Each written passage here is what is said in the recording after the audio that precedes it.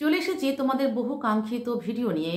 আজকের ভিডিওর বিষয় বাংলা রিভিশন ঠিক কবে থেকে শুরু করবে, কদিন ধরে করবে, কোন দিন কি পড়বে, একদম সিস্টেম ওয়াইজ প্রত্যেকটা দিনের কথা, প্রত্যেকটা চ্যাপ্টারের কথা সুন্দর করে তোমাদের গুছিয়ে বলে দেব।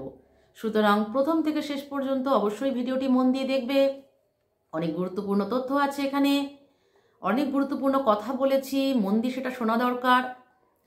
আর তোমরা অনেকে ঠিক করতে পারো না বাংলা কবে পড়বো, কিভাবে পড়বো, হ্যাপাজার্টলি হয়ে যায় জিনিসগুলো। সুতরাং মন দিয়ে প্রথম থেকে শেষ পর্যন্ত অবশ্যই দেখবে। আর যারা এখনো পর্যন্ত আমার চ্যানেলটিকে সাবস্ক্রাইব করে উঠতে পারোনি তারা অবশ্যই সাবস্ক্রাইব করে দেবে। পরীক্ষা শুরু হচ্ছে 21 তারিখ থেকে, ঠিক হাতে গুনে আর মাত্র 1 মাস 30 দিন বাকি আছে। 21 তারিখে ইংলিশ 1, 23 তারিখে ইংলিশ 2, 26 তারিখে হিস্ট্রি, আর 28 তারিখে জিওগ্রাফি, 1 তারিখে বাংলা। সুতরাং বাংলার আগে মাত্র একদিন ছুটি দিয়েছে, 29শে ফেব্রুয়ারি। তাহলে বাংলাটা আমরা কবে পড়ব? যেদিন থেকে পরীক্ষা শুরু হচ্ছে অর্থাৎ 21 তারিখ, তার 3 দিন আগে সমস্ত বিষয়ের পড়া শেষ করো। ইংলিশ 1-এর 3 দিন আগে থেকে আর কোনো সাবজেক্ট পড়বে না, শুধুমাত্র ইংলিশ ছাড়া। হিস্ট্রির আগে 2 দিন ছুটি আছে, জিওগ্রাফির আগে 1 দিন ছুটি আছে। তোমরা জিওগ্রাফির যে গুরুত্বপূর্ণ বিষয় সেগুলো তোমরা কখন কখন প্র্যাকটিস করবে অবশ্যই সেটা তোমাদের ব্যাপার। হিস্ট্রির আগে 2 দিন ছুটি আছে, সুতরাং সেটা নিয়েও সমস্যা নেই। ইংলিশ 1, ইংলিশ 2 তোমরা নতুন পরীক্ষা দিচ্ছ না, সেটাও তোমরা জানো। ইংলিশ 2 এর আগে 1 দিন ছুটি আছে। সুতরাং 21 তারিখের আগে 18, 19, 20 এই 3 দিন অন্য কোনো সাবজেক্ট পড়বে না ইংলিশ ছাড়া।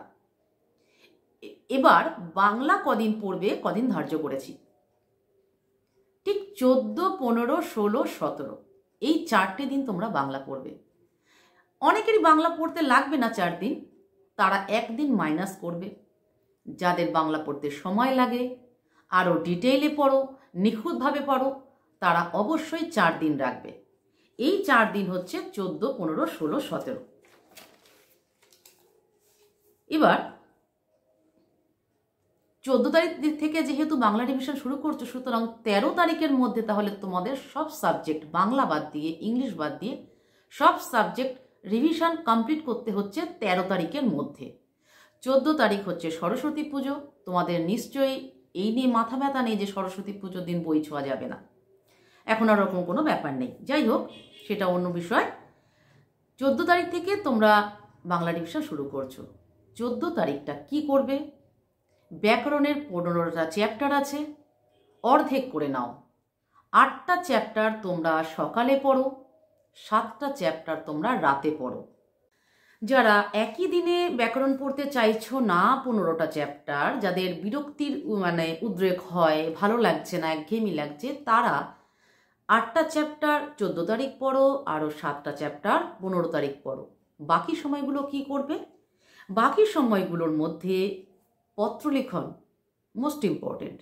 পত্রলিখন অবশ্যই প্র্যাকটিস করো, কিন্তু লিখে, কখনোই চোখে দেখে নয়, মনে মনে নয়, লিখে। ফর্মাল, ইনফর্মাল দুটোই, প্রত্যেকেই দু রকমই পত্রলিখন প্র্যাকটিস করবে, কিন্তু লিখে। পত্রলিখন না লিখে কখনো প্র্যাকটিস হয় না। আর রচনা, তাহলে 14 আর 15 কি বললাম? ব্যাকরণ, পত্রলিখন এবং রচনা। রচনা প্রত্যেকে অন্তত 3 ধরনের রচনা পড়বে। যার যে রচনা লিখতে ভালো লাগে, পড়তে ভালো লাগে, কমফোর্টেবল, তারা শুধুমাত্র সেই রচনাগুলোই পড়বে। কিভাবে পড়বে? যদি ব্যাকরণ সকালে পড়ো, দুপুরবেলা আবার রচনা পড়ো। মুখস্থ নয়, রিডিং দিতে থাকো, তোমার পছন্দের রচনা রিডিং দিতে থাকো। আবার রাতের দিকে আবার ব্যাকরণ পড়ো, আবার রচনা পড়ো, মাঝখানে একটু ফাঁক পেলে একটু পত্রলিখন লিখে নিলে। যাতে একঘেয়েমি না আসে সেটার দিকে ভীষণভাবে খেয়াল রাখতে হবে। একঘেয়েমি আসতে দেওয়া যাবে না, কারণ এটা বোর্ডের পরীক্ষা। কোনো মতেই বিরক্ত হবে না, যাতে মনটা ভালো থাকে সেই দিকে খেয়াল রেখে কিন্তু তোমাদেরকে প্র্যাকটিস করতে হবে। 15 তারিখেও সেই একই, ব্যাকরণ, রচনা এবং পত্রলিখন অভ্যাস করো।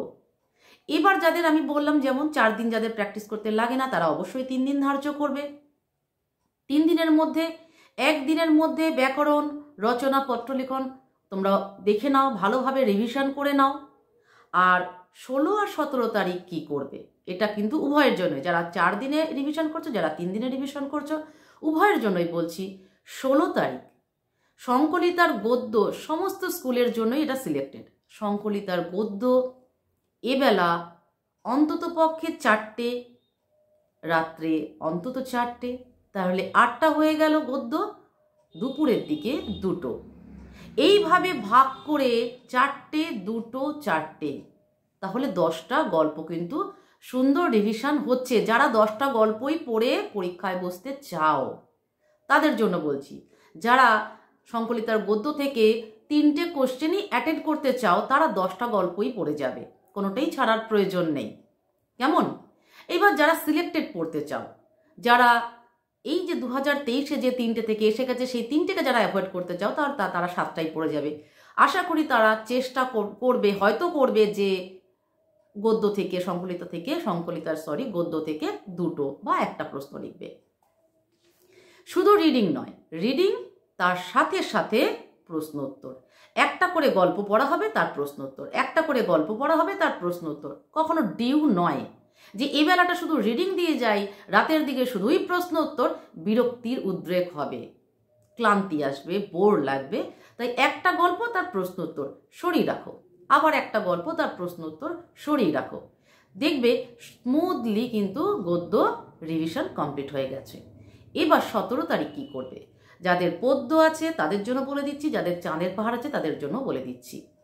যাদের পদ্য আছে তারা, যারা 10টা পদ্যই পড়ে যেতে চাও, যারা পদ্য থেকে 3টে কোশ্চেনই অ্যাটেন্ড করতে চাও তারা 10টাই পড়ে যাবে। ঠিক গদ্যর মতনই সকালে 4টে পদ্য তার প্রশ্ন উত্তর, দুপুরে 2টো পদ্য তার প্রশ্ন উত্তর, রাত্রে 4টে পদ্য তার প্রশ্ন উত্তর, আর কিছু নয়। এই দুদিন যে গদ্য আর পদ্যর মধ্যে আর কোনো ব্যাকরণ, রচনা, পত্রলিখনের প্রয়োজন নেই, গুলিয়ে ফেলবে না। সিস্টেম অনুযায়ী আমি যেভাবে বলছি এলিমিনেট করতে করতে যাও, যেগুলো পড়া হয়ে যাচ্ছে সেগুলোকে সুন্দর করে সরিয়েই রাখো, চোখের আড়াল করে রাখো। দেখবে যখন পড়া কমে আসে তখন মনটা একটু শান্তিতে ভরে যায় যে না, আমার এগুলো সব কমপ্লিট। যেগুলো কমপ্লিট সেগুলোকে চোখের সামনে থেকে সরিয়ে রাখো, তাহলে সুন্দর পরীক্ষা হয়। যাদের চাঁদের পাহাড় আছে, চাঁদের পাহাড়ে 14টা পর্ব আছে। 14টা পর্বকে ভাগ করে নাও, সকাল, দুপুর, রাত্রি, কেমন? 4টে 4টে, এইভাবে টোটাল 14টা চ্যাপ্টারকে ভাগ করে নাও সুবিধে মতো, তোমাদের সুবিধে মতো। এটা কিন্তু জোর করে চাপিয়ে দেওয়া যায় না যে সকালে তোমাকে 5টা করতেই হবে, বিকেলে তোমাকে 8টা করতেই হবে, এরকমভাবে চাপিয়ে দেওয়া যায় না। কারণ 7 নম্বর পর্বটা একটু বড়। 7 নম্বর পর্বটাকে খুব ছোট করে আমি খুব সুন্দরভাবে, যেখান থেকে প্রশ্ন আসে, আমি এরকম একটা ভিডিও বানিয়ে আমার চ্যানেলেই দেওয়া রয়েছে, তোমরা দেখে নিতে পারো, সেখান থেকে দেখে নেবে। এইভাবে চাঁদের পাহাড় 1টা করে পর্ব পড়ো, তার প্রশ্ন উত্তর, 1টা পর্ব রিডিং, তার প্রশ্ন উত্তর। অবশ্যই পুঙ্খানুপুঙ্খ রিডিং, কোনো লাইন ছেড়ে রিভিশন হবে না, তাহলে কোথা থেকে প্রশ্ন আসবে হয়তো আইডেন্টিফাই করতেই পারবে না তোমরা। কমপ্লিট হলো তাহলে সংকলিতার গদ্য, পদ্য, চাঁদের পাহাড়, ব্যাকরণ, রচনা, পত্রলেখন। শুধু বললাম না বোধ পরীক্ষণ, কারণ বোধ পরীক্ষণ ওভাবে বলা যায় না, কখনোই ওরকমভাবে আসবে না। তোমাদের প্র্যাকটিসের বাইরেও আসতে পারে, আবার প্র্যাকটিসের মধ্যেও আসতে পারে। এবার বাংলা পরীক্ষার আগের দিন কি পড়বে তোমরা? জিওগ্রাফি পরীক্ষার পরে একদিন ছুটি, তারপর তো বাংলা। জিওগ্রাফি পরীক্ষা দিয়ে এসে বিশ্রাম নিয়ে তোমরা কি করবে? রচনাটায় চোখ বোলাও, কারণ রচনাটা তোমাদের একটা টেনশনের বিষয়, 15 নম্বর থাকে, সুতরাং ওটাকে ইগনোর তো করা কখনোই যাবে না, ওটাকে অনেক বেশি গুরুত্ব দিতে হবে। সুতরাং সেই দিন এসে গল্পের মতো করে তোমরা রচনাগুলো পড়ো, আর একবার পত্র লিখনটা প্র্যাকটিস করে ফেলো। লিখতে বেশি সময় তো লাগে না, 10 মিনিট। তোমরা লিখে নিলে পত্র লিখন হয়ে গেল, রচনা হয়ে গেল, ব্যাকরণ তোমাদের হওয়াই রয়েছে। এবার যে দিনটা ছুটি, গোটা যে দিনটা ছুটি যাচ্ছে 29 তারিখ, মানে 29শে ফেব্রুয়ারি, সেই দিনটা গল্প, চাঁদের পাহাড় বা যাদের পদ্য আছে তারা রিডিং পড়ো, ভালো করে আবার রিডিং পড়ো, শুধু রিডিং। আর প্রশ্ন উত্তরের প্রয়োজন নেই, প্রশ্ন উত্তর কমন আসতেও পারে, নাও আসতে পারে। তোমাদের যদি সব কিছুই পড়া থাকে, আগে থেকে রিডিং দেওয়া থাকে, আনসার প্যাটার্ন জানা থাকে, সুতরাং কমপ্লিট রিডিং, নিখুঁতভাবে রিডিংটা হচ্ছে সবচেয়ে গুরুত্বপূর্ণ। তাহলে 14, 15, 16, 17 বাংলার জন্য রাখো। তারপরেই 18, 19, 20 তোমরা ইংলিশ পড়ো, ইংলিশ 1, ইংলিশ 2, ইংলিশ পরীক্ষা দাও। হিস্ট্রির আগে 2 দিন ছুটি আছে, চিন্তা নেই। জিওগ্রাফি ভীষণ স্কোরিং সাবজেক্ট, ওটা টোপোশিট বা ম্যাপ পয়েন্টিং যেটা আছে সেটাতে ভীষণভাবে নাম্বার তোমরা তুলতে পারো, সেগুলো তোমাদের অনেক আগে থেকে প্র্যাকটিস করা থাকে। সুতরাং জিওগ্রাফি নিয়েও কোনো চিন্তা নেই। তাহলে বাংলা কিভাবে পড়বে আমি কিন্তু সুন্দর করে বলে দিলাম। এইভাবে চলে দেখো, আশা করি তোমরা অনেক উপকার পাবে। তো আজকের ভিডিও আমার এই পর্যন্তই। তোমরা সকলে ভীষণ ভালো থাকো, খুব সুস্থ থাকো, আর মন দিয়ে পড়াশোনা করো, খুব ভালো পরীক্ষা দাও। Best of luck.